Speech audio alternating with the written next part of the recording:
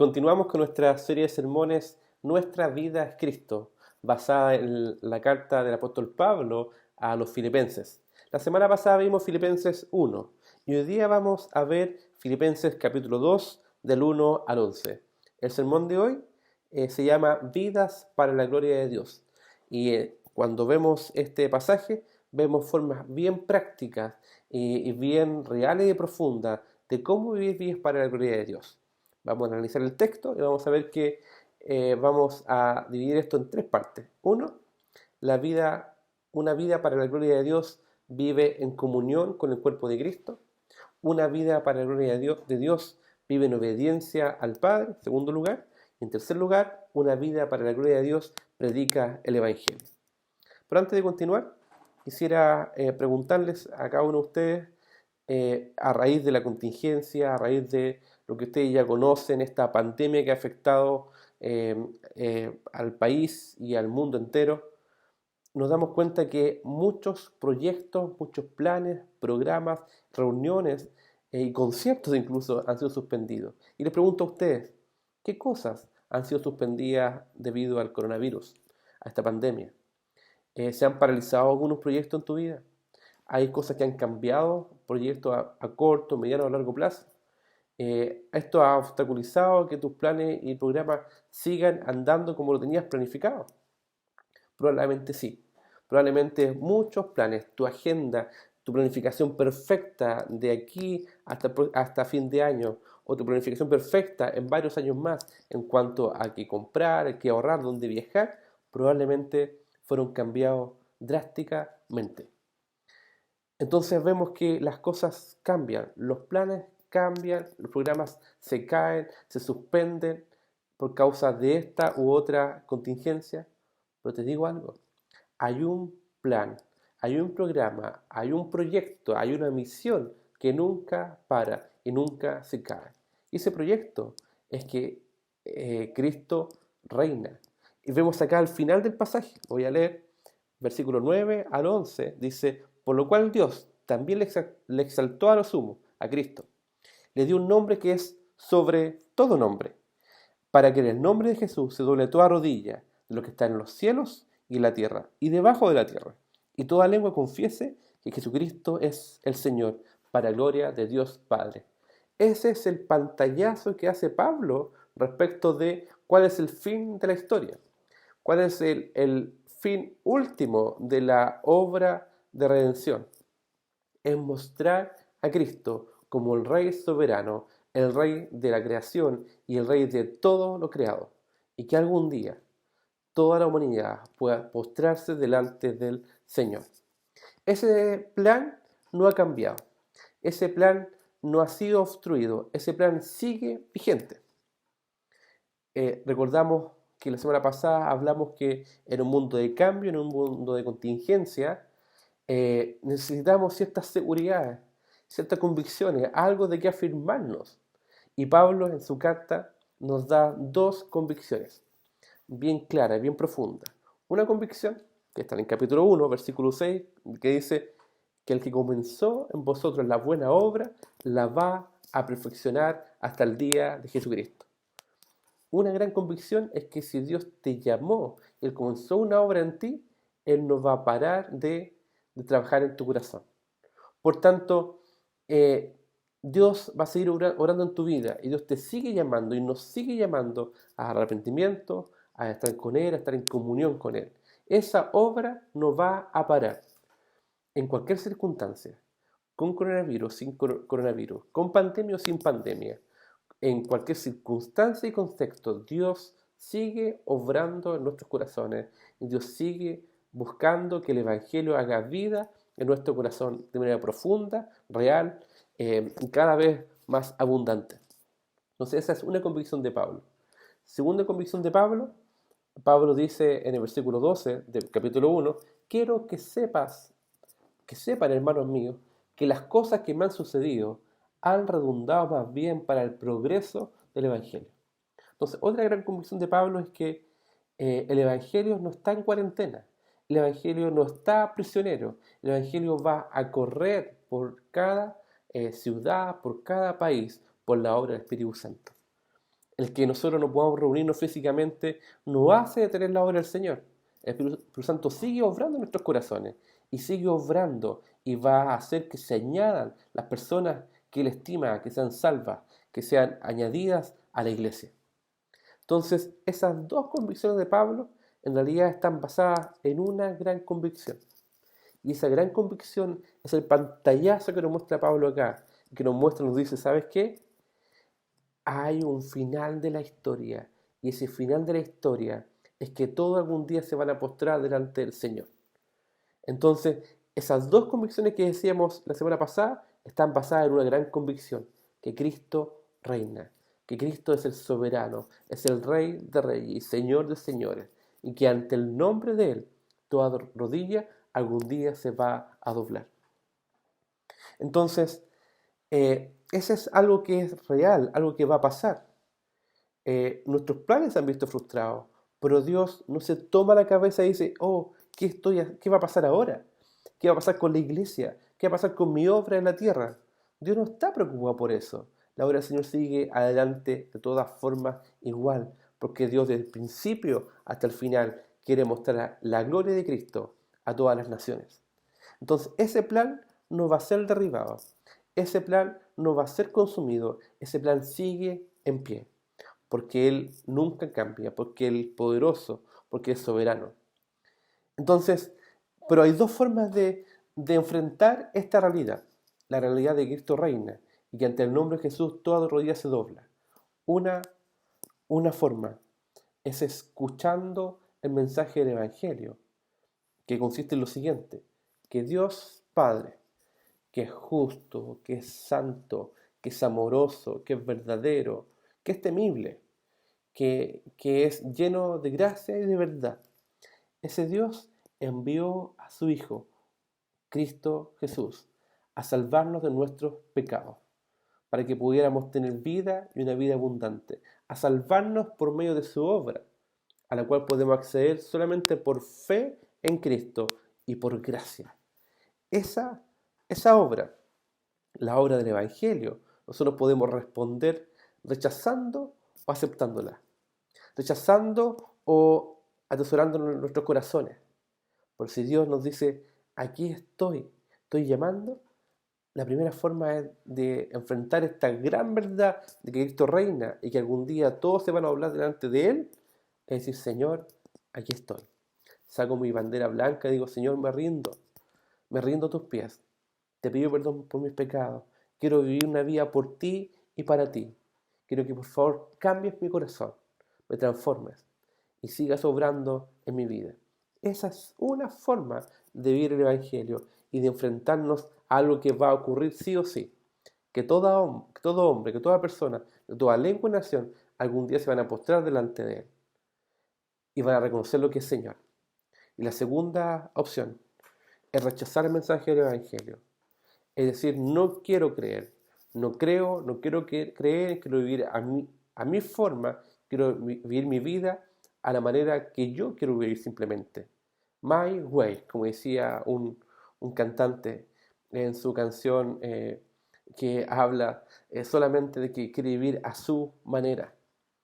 A veces decimos, Señor, no quiero escuchar tu mensaje, déjame vivir a mi manera, para mis propósitos, para mis planes, para mis misiones, para mis proyectos. Pero algún día vamos a tener que reconocer que de todas formas Cristo es el Señor. Pero ya no va a haber tiempo para disfrutar de la gracia del Señor, porque Cristo ya va a mostrar su gloria y poder, su segunda venida. Entonces hay dos formas de responder a esta verdad. Uno, respondiendo con fe y arrepentimiento al Evangelio, y otra rechazándolo. Pero de todas formas, esto, esto va a ocurrir. De todas formas vamos a reconocer que el Señor de señores es Cristo el Señor. Pero ya no va a ser en gracia, no va a ser en juicio. Entonces, si hemos recibido el Evangelio, tenemos tres formas de vivir. Tres formas de llevarlo a la práctica, esto de vivir para la gloria de Dios. Recuerdan que la semana pasada hablamos de vivir vidas dignas del Evangelio. Acá comienza Pablo diciendo, por tanto, o sea, para que vivan de una manera digna del Evangelio, deben vivir de esta forma. Y aquí Pablo dice lo siguiente, si hay alguna consolación en Cristo, si hay algún consuelo de amor, si hay alguna comunión del Espíritu, si hay algún afecto entrañable, si alguna misericordia, completen mi gozo, sintiendo lo mismo, teniendo el mismo amor, unánimes, sintiendo una misma cosa. Ahí habla con una palabra que es sí, que pareciera que fuera incondicional, si fuera así. Pero en realidad es una forma es un recurso literario para argumentar Pablo diciéndole lo siguiente: ustedes ya tienen esto, como ustedes han recibido la consolación de Cristo, como ustedes han recibido el consuelo de su amor, como ustedes han recibido la comunión del Espíritu Santo, como ustedes han recibido el afecto entrañable de Dios y han recibido la misericordia de Dios. Por tanto, vivan de esta forma, sintiendo lo mismo. Tengan un parecer, un propósito unánime de una misma mente y un mismo corazón, sintiendo la misma cosa. Entonces, Pablo, asumiendo que la iglesia de Filipos sí recibió la gracia del Señor, le dice: vivan de manera unánime. Entonces, no es que nosotros amemos a Dios primero, sino que nosotros amamos a Dios porque Él nos amó primero a nosotros. Y una consecuencia de recibir el amor de Dios es entregar este amor a otras personas. Entonces, no podemos decir que hemos recibido el amor de Dios o que vivimos vidas dignas del Evangelio si no estamos en comunión con otros. Si no compartimos este amor sintiendo lo mismo con otros. Si no compartimos el mismo deseo, el mismo propósito, estar en el mismo corazón, unánimes, sintiendo la misma cosa, debemos preguntarnos: ¿he vivido aislado? ¿He vivido por mí, para mis proyectos personales, particulares? ¿O estoy viniendo mis proyectos para la gloria de Dios? ¿Y estoy sometiendo mis proyectos a la gloria del Padre? Entonces, una manera práctica de vivir para la gloria de Dios, ya que hemos recibido el amor de Dios, compartirlo con otros de manera generosa, de manera amable, lleno de misericordia, de amor entrañable también con los otros. Entonces, el punto número 1 es una vía de comunión en el Evangelio. No pelearnos, no andar con contienda por vanagloria, sino con humildad, estimando al otro como superiores a nosotros mismos. Segundo punto: ¿cómo vivir para la gloria de Dios? Una vida de obediencia. Como decía antes, no vivir una vida por mí, para mí, a mi manera, como yo simplemente quiero vivirlo, sino vivirlo conforme a la palabra del Señor. Y no de una forma moralista, sino una forma de cuando uno obedece al Señor, eso revela lo que hay en nuestro corazón. A veces no obedecemos y desobedecemos porque en nuestro corazón amamos cosas, que no queremos hacer algo que Dios nos manda o nos pide, no queremos dejar algo que Dios nos demanda o nos pide, porque estamos amando algo. Entonces, la obediencia es muestra de un corazón tierno, un corazón dispuesto a hacer su voluntad, un corazón que ama al Señor. Fíjense cómo debemos obedecer. ¿De qué tipo de obediencia está hablando aquí Pablo? Haya pues en vosotros este sentir que hubo también en Cristo Jesús. Nos muestra el ejemplo perfecto, pero además nos señala de que Él obedeció por nosotros, el cual, Cristo Jesús, siendo en forma de Dios, no estimó el ser igual a Dios como cosa que aferrarse, sino que se despojó a sí mismo, tomando forma de siervo, hecho semejante a los hombres, y estando en la condición de hombre, se humilló a sí mismo, haciéndose obediente hasta la muerte, y muerte de cruz. Jesús fue obediente al Padre, dispuesto hasta las últimas consecuencias para dar la gloria a Dios, dispuesto hasta la última consecuencia, hasta la muerte. Se hizo hombre, tomó forma de siervo, fue obediente hasta la muerte y muerte de cruz, una muerte que era considerada como la más cruel e indigna de las muertes. Entonces vemos que Jesús obedeció y nos invita a obedecer, no de manera moralista, no de manera externa, no hacer una lista de cosas que tengo que hacer y cumplirla de manera forzada, sino que hay uno que obedeció por nosotros, y ese es Cristo Jesús. Gracias a Él tenemos acceso al Padre. Y aun cuando nosotros nos equivocamos, podemos recibir el perdón de los pecados y podemos volver a comenzar, porque Él fue obediente. Pero por tanto, nosotros debemos aprender día a día a obedecer, a ser transformados en nuestros corazones para llevar a cabo la voluntad del Señor. Desde adentro hacia afuera, ser transformados a amar su voluntad y amar sus planes. En tercer lugar, como dijimos antes, que Dios exaltó a lo sumo a Cristo y le dio un nombre que es sobre todo nombre. Esa realidad afirma toda nuestro cristianismo, nuestra vida cristiana, para que en el nombre de Jesús se doble toda rodilla, que está en los cielos y en la tierra, y debajo de la tierra, y toda lengua confiese que Jesucristo es el Señor, para la gloria de Dios Padre. Por tanto, el tercer punto de cómo vivir para la gloria de Dios es buscar que otros confiesen a Cristo. Y eso no se hace obligándolo. Nosotros no salvamos a nadie, nosotros no podemos convencer a nadie de pecado o del Evangelio. Nosotros sí podemos hacer algo, predicar y proclamar su Evangelio y pedir al Señor que haga su obra transformadora en los corazones. Por tanto, un corazón que busca la gloria de Dios, busca que otros conozcan a Cristo, y eso lo hace también por medio de la predicación del Evangelio. Entonces aquí hay 3 puntos. Si queremos vivir para la gloria de Dios, debemos vivir en amor y en comunión con su iglesia. En segundo lugar, debemos vivir sometidos y en obediencia a la voluntad del Padre. En tercer lugar, dispuestos y deseosos de predicar el Evangelio.